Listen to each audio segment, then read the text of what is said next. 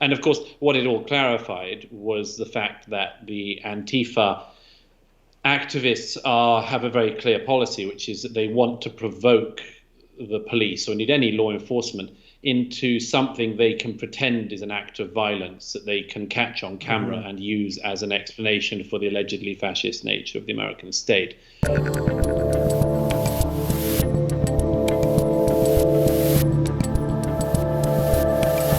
So you left Los Angeles. I said goodbye to you, and you said, I'm going to Portland. And I said, why are you going to Portland?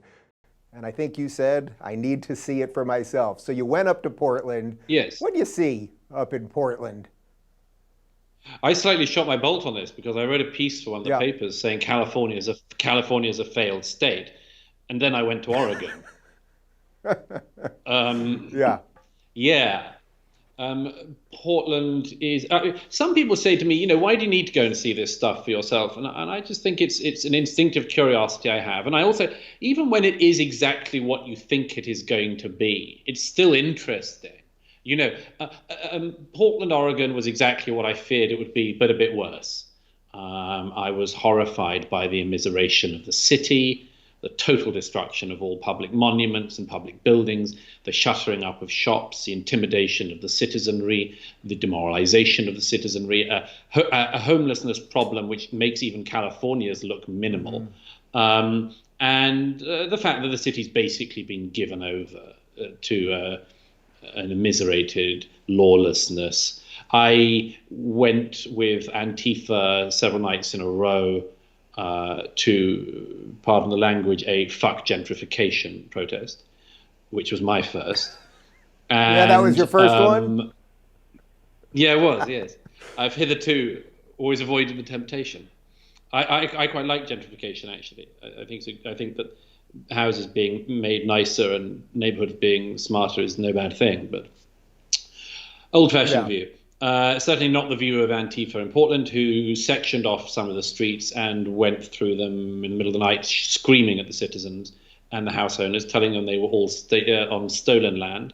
This included many black families, by the way, shouting at these black families, white families, families of every background, shouting at them they were on stolen land and should get out. Were you worried? Were you worried for your own safety? I mean, you were out there with them. I mean, people know who you are. Yes, I was lucky enough that in the era of mask wearing, you can cover almost your entire face lawfully, indeed almost compulsorily. And I was, I've been in worse places and war zones where there's more lawlessness than that. But it was not in a pleasant situation to be in what is nominally a first world city. The second night, I went with them to the protest at the ICE facility, which was a bit hairier because they were assaulting the facility. It's one of the very few federal buildings in the area. They play a game of cat and mouse with law enforcement. They get closer and closer to the front of the building. Their aim in the past has been to barricade in the buildings, put burning dumpster trucks in front of them, and then kill the people inside by burning them alive. So that's their modus operandi. So you can understand why the ICE officers don't want that.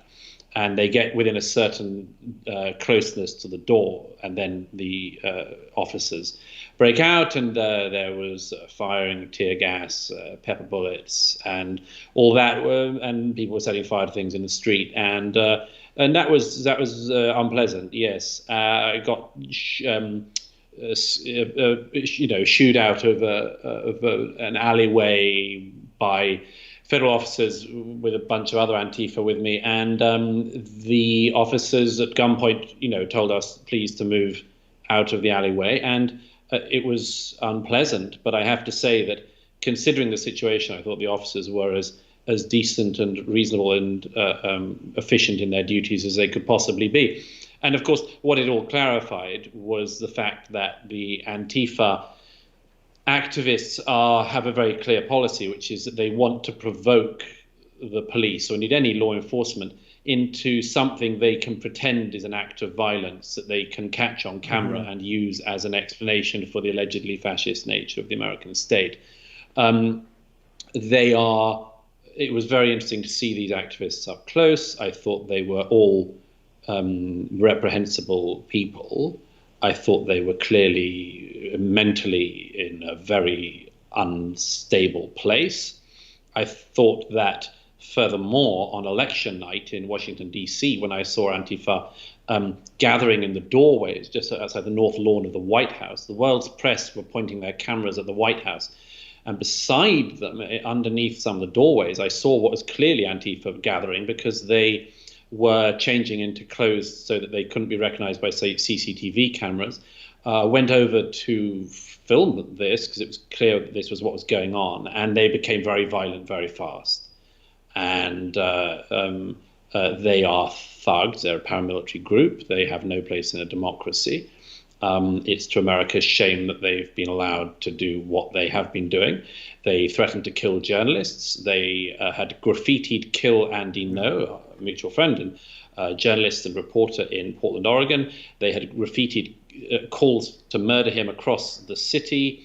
The fact that they can then intimidate a journalist from abroad who even has the tenacity to try to capture them on a video camera or look at what they're doing is very bad. It's an embarrassment for America. I think the whole thing's an embarrassment. Did you get a sense that when you're on the ground with them that there is a leader? Because, you know, this is what Joe Biden described Antifa as, an idea. And partly what I think it seems to be is that there's no sort of known leader sort of by design. But when you're out there with these groups, DC, Portland, wherever you are, could you sense like, oh, somebody's actually in charge? Or is it just like this roving gang? Yeah.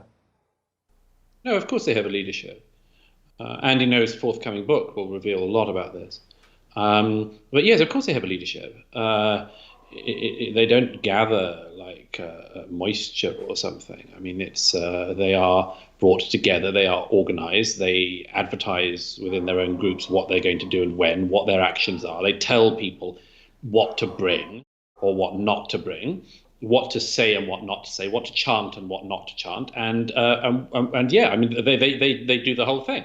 They're an organized group. And by the way, one of the most haunting things for me was, I mean, among other things, I interviewed lots of people on my travels, including black police officers in Oregon, who I think were some of the most, the bravest, most remarkable, and I thought restrained people I've ever met. But one of the conversations that haunted me even more than that was speaking to an owner of a restaurant, a cafe in Portland, who had just recently had, just the day before, had bullets, live ammunition bullets fired through the windows of his business, because he has photos on the wall of first responders, a woman soldier, a U.S. soldier, a man in fireman's uniform. And this apparently makes him a representative of the fascistic American state. Thus, live ammunition is fired by Antifa, BLM activists through his business. By the way, he is a black American, a very proud patriot. And he said to me, actually, we talked about this. I said to him, you know, what do you think of the then presidential contender Joe Biden's claim that it's just an idea? And he pointed to the bullet holes in his business's windows, and he said, but an idea doesn't fire bullets. If you're looking for more honest and thoughtful conversations about politics instead of nonstop yelling, check out our politics playlist. And if you want to watch full interviews on a variety of topics, watch our full episode playlist, all right over here. And to get notified of all future videos, be sure to subscribe and click the notification bell.